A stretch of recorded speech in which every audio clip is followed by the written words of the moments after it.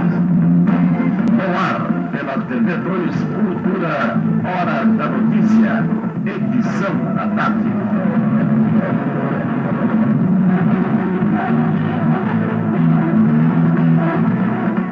Boa tarde.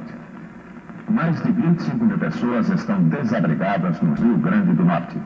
Há um mês que chove em todo o estado, fazendo transbordar mais de 600 açudes. Ao que se informa, o nível dos rios continua a subir, deixando cidades isoladas e a população sem trabalho e alimentos.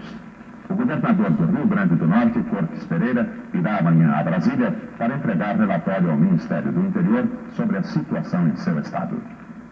Os empreiteiros de obras públicas e civis vão pedir indenização aos governos federal e estaduais pelos prejuízos que tiveram no ano passado. A decisão foi tomada por representantes de sindicatos e associações de obras públicas e civis dos estados de São Paulo, Paraná, Minas Gerais e Rio Grande do Sul. Os empreiteiros dizem que os prejuízos foram provocados pelas distorções nos preços de materiais de construção e de mão de obra, verificadas principalmente a partir do mês de maio do ano passado. E a medida que pedem tem como objetivo a recuperação econômica e financeira das empresas de construção. Diminuiu o consumo de gasolina em São Paulo depois do último aumento. A informação foi dada pelo presidente do Sindicato do Comércio Varejista de Combustíveis, Antônio Scavone. Os aumentos não têm acarretado diminuição. Agora, principalmente o último acarretou uma diminuição de cerca de 10%. Isso é normal nessas ocasiões? Eu digo em ocasiões de aumento? Quando o aumento é considerável, é normal. Mas durante quanto tempo dura essa restrição de consumo? Quando o aumento é muito grande, ele pode persistir por muito tempo e pode ser imprevisível a sua duração. Será esse o caso do último aumento? Talvez seja, né? Ainda segundo o sindicato, a situação já devia estar normalizada, mas, o que tudo indica, os motoristas estão procurando economizar gasolina. O outro indício de que o consumo não é normal é que a maioria dos postos, a conselho do sindicato, não está mais aceitando os cartões de crédito para pagamento de gasolina. Isso porque a taxa dos cartões é alta e diminui a margem de lucro dos postos de gasolina. Para os comerciantes, é mais barato trabalhar com cheques do que com cartões, mesmo descontando os cheques sem fundo. Um posto de gasolina de bom movimento está vendendo cerca de 70 mil litros por mês. Há alguns meses atrás, esse número já chegou a ser quase o dobro. O aumento da gasolina está provocando também uma modificação no mercado de automóveis, principalmente os chamados carros grandes. Com os carros grandes, o que está acontecendo em Minas Gerais é que todos querem vender e ninguém quer comprar. Para os compradores e vendedores da chamada boca dos automóveis, a situação é passageira, porque os motoristas vão acabar se acostumando aos novos preços da gasolina. Veja o que eles dizem. Dá mais ou menos. Podia estar melhor. Já esteve melhor? Já esteve melhor. E por que está mais ou menos agora? Ah, essa parte eu não posso, não sei. Será que é o aumento de gasolina? Está todo mundo com medo de gastar muito? Eu acho que deve ser. Na minha opinião, é que deve ser a gasolina, sim. Você trabalha com automóveis também? Trabalho. E como é que está esse mercado de carros grandes? Tá ruim, aumento de gasolina, né? Tá ruim, É verdade que está todo mundo querendo vender carro grande e ninguém quer comprar? Justamente. É isso aí, é. Carro grande caiu muito. Devido ao aumento da gasolina. Já houve época que vendia melhor? Ah, já, muito. Agora, com o aumento de gasolina, está pior. Você acha que essa situação vai continuar assim muito tempo ou vai melhorar? Vamos melhorar, né, amigo? Tem que melhorar, né? Porque a gente morre de fome, né? A situação é um pouco diferente para os que comerciam com automóveis de luxo importados. José Dias Batista é um deles. Ele está sofrendo uma restrição provocada talvez pelo aumento da gasolina e um efeito talvez psicológico nessa fase, que esse aumento de 30% que ocorreu por último, mas as vendas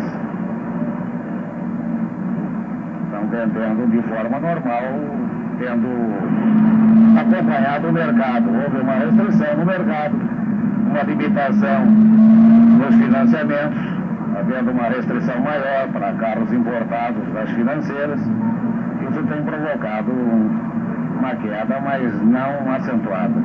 Agora, as fábricas de automóvel estão começando a introduzir em seus novos modelos um novo tipo de acelerador, conhecido como acelerador de 2 estágios.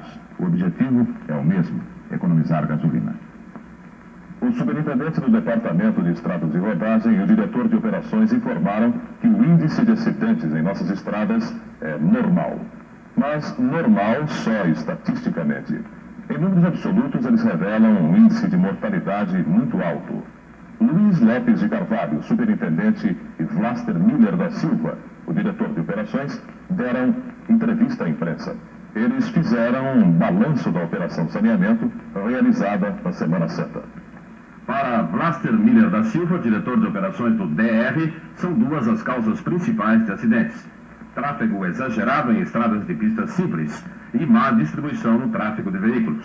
Ele disse que o tráfego normal de caminhões nas estradas deve ser feito por cento total dos veículos em tráfego. No Brasil, eles alcançam até 40% do total. Por causa disso, as estradas paulistas estão sendo duplicadas ou recebendo uma 3ª pista. Tudo isto para facilitar o tráfego e diminuir o perigo de acidentes. As medidas são de caráter geral e de caráter particular. No caráter geral, nós estamos num programa intenso de recapeamento das rodovias, proporcionando melhores condições de pista ao usuário. Um programa intenso de sinalização, permitindo que o usuário utilize a rodovia plenamente, sem necessidade de indecisões quando tem que tomar uma opção qualquer. Caráter particular, nós temos relatórios de todos os boletins de ocorrência da Polícia Rodoviária, permitindo localizar os pontos negros das rodovias, ou seja, os pontos onde ocorre maior número de acidentes, e verificar nesses pontos quais os trabalhos que devem ser feitos de conservação e de melhoria para reduzir o número de acidentes nesses pontos. O Major Francisco Antônio Coutinho da Silva, comandante do Batalhão Rodoviário, também presente na entrevista, disse que 80% dos acidentes acontecem por falhas humanas. Por isso, a Polícia Rodoviária faz operações como a Operação Saneamento. Pretende-se, com isso, evitar embriaguez no volante, por exemplo, e tirar de circulação carros sem condições de segurança. As estradas também estão recebendo atenção do DR. Veja o que o Dr. Luiz Lopes de Carvalho diz. Eu diria que as estradas paulistas passam por uma situação alvissareira, porque além de um vasto programa de pavimentação e execução, estamos dando bastante ênfase ao recapeamento, à sinalização e outros serviços de conservação. E, particularmente, estamos procurando eliminar das nossas estradas todos os pontos negros, que são aqueles que concorrem com o maior número de acidentes nas nossas estatísticas. INPS, Instituto Nacional de Previdência Social. Hoje, essa sigla vai desaparecer. E no seu lugar surge outra, MPAS, Ministério da Previdência e Assistência Social. O projeto que cria o novo ministério deverá ser aprovado logo mais pelo Congresso Nacional. Não se conhecem ainda as linhas básicas do novo ministério, nem as soluções que ele vai adotar diante de velhos problemas de assistência médica no país. A reportagem de Hora da Notícia esteve num posto de assistência do INPS e conversou com os maiores interessados nessa mudança, os segurados. Veja aqui o que eles dizem do atual INPS e do futuro Ministério da Previdência Social. O INPS vai ser transformado em Ministério de Previdência Social. A senhora acha que vai melhorar com isso? Eu penso que sim, né? Deve dizer para melhorar, né? Porque do jeito que está, é duro do jeito que vai indo, né? A gente passar o dia todo na porta do INPS e não ser atendido. Que hora você chegou aqui? Nós chegamos aqui, não foi muito cedo hoje, né? Porque a gente já sabe que é desse jeito mesmo. Nós chegamos aqui era 1 hora. Nos outros postos também é assim? Os outros postos tudo desse jeito. Sorocabana, Santa Cecília, é tudo igual. E o senhor acha que vai melhorar? Homem, eu acho que vai melhorar, porque mais pior que nós temos, não pode estar esperando melhora, né? Porque tem repartição aí, que a gente vai, o doente vai, e às vezes não vai naquele dia e não é atendido. Porque eles não esperam o médico seu chega para a hora, 1 hora ou 2, chega, a hora não aparece, manda embora para vir no outro dia. Se o mal for de morte mesmo, vai morrer sem consulta, como tem muitos que morrem por aí, por causa de não cuida na hora, o remédio não dá na hora, né? E você? Olha, eu acho isso aí ridículo, isso aí devia melhorar mais, como você disse, vai ser o Ministério, né? Olha, eu cheguei aqui 6 horas da manhã, estava aqui na frente. Fui tomar um cafezinho, acabei pegando o número 348. Fui falar com o guarda sobre esse número, o guarda me respondeu mal. Falou que eu tinha que ficar no fim da fila. Eu acho isso aí ridículo demais. Como é que você acha que devia ser? Eu acredito que esse local órgão pode ser que melhore, porque na situação que nós estamos não pode continuar. A pessoa passa o dia inteiro aqui no NPS, chega de manhã cedo, quando chega no meio-dia, vê o médico, vai embora, passa 2 horas, 3 horas para ver outro médico. Mas não é só segurados que têm esperanças de melhoras. Um dos médicos que tomam conta de um posto da Zona Oeste também dá a sua opinião. A mudança é para melhor? Atualmente existem filas grandes em todos os postos de PA, né? Agora, há também a falta de vagas em hospitais. Tem pessoas que o governo agora vai providenciar todas essas falhas, vai corrigir todas essas falhas, e também possa ter possibilidade de conjugar o atendimento, viu, nos hospitais, nos casos de urgências, né? Que há casos em que indivíduos que muitas vezes com cópias na vista é solicitado voltar depois de 15 dias. Acontece isso normalmente? Quando chegar ao posto de atendimento, se solicitaram voltar 15 dias depois? Eu acho que sim. Acho que tem muitos casos eu tenho visto, né? Eu acompanho muitos casos. A criação do Ministério da Previdência Social foi sugestão dos próprios sindicatos dos trabalhadores interessados no desmembramento do Ministério do Trabalho. Os sindicatos querem agora uma forma de participação no novo Ministério. É desejo dos sindicatos, é desejo do movimento sindical brasileiro participar em todos os escalões desse novo Ministério. Porque os trabalhadores não são técnicos em Previdência Social, mas são profundos conhecedores na prática do seu funcionamento. E muitos subsídios, muitos conselhos, muitas soluções poderiam surgir da presença do dirigente sindical na administração, nos órgãos administrativos da nova Previdência Social. Não faltam queixas contra o INPS. A primeira delas é o mau atendimento médico prestado pelas firmas médicas que estabeleceram convênios com o INPS. Essas empresas médicas têm sido as maiores beneficiadas com a crise do órgão. Elas recebem 5% de um total de 16 pagos pelos trabalhadores. Uma segunda acusação contra as empresas que prestam serviços médicos ao INPS, o oportunismo. Essas empresas, segundo dirigentes de sindicatos, são as responsáveis pela seleção de boa parte de candidatos e emprego em firmas comerciais e industriais. Elas costumam, numa primeira fase, escolher os candidatos de boa saúde, recomendando o afastamento dos outros.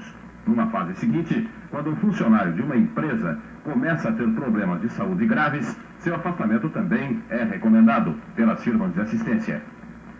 Com isso, elas economizam dinheiro que seria gasto com operações, também caras. Veja o que diz o presidente do Sindicato dos Metalúrgicos sobre esse problema. Para que a Previdência funcione razoavelmente bem, é necessária a sua descentralização. Porque muitos pretendem a privatização, a comercialização da medicina.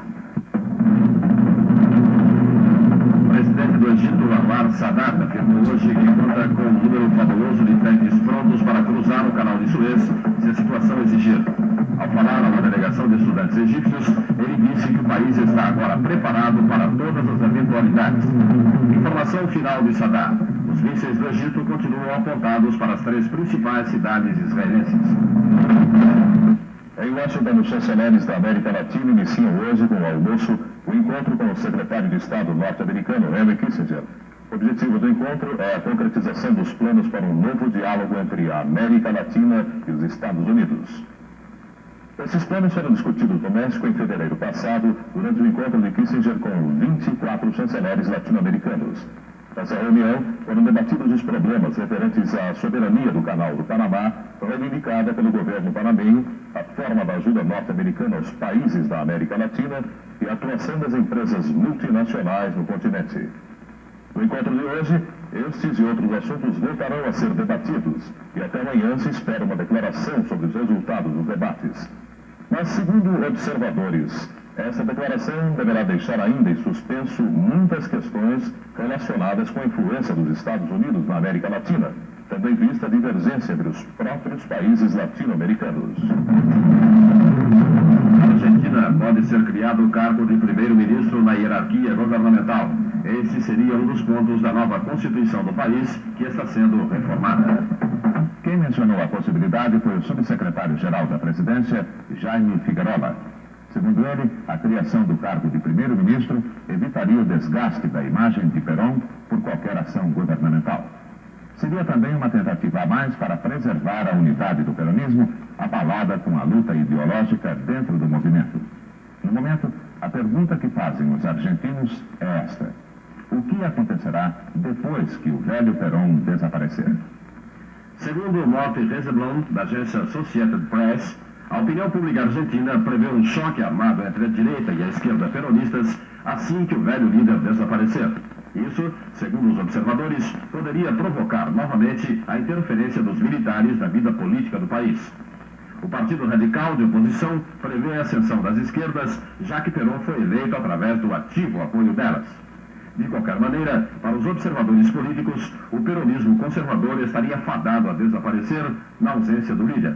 Isto porque Isabel Perón não é considerada personalidade política capaz de comandar o movimento. Segundo o comentarista da AP, essas previsões se aplicariam também no caso de uma ausência de Perón do território argentino. Há algum tempo, vem circulando rumores de uma longa viagem de Perón ao exterior para tratamento médico.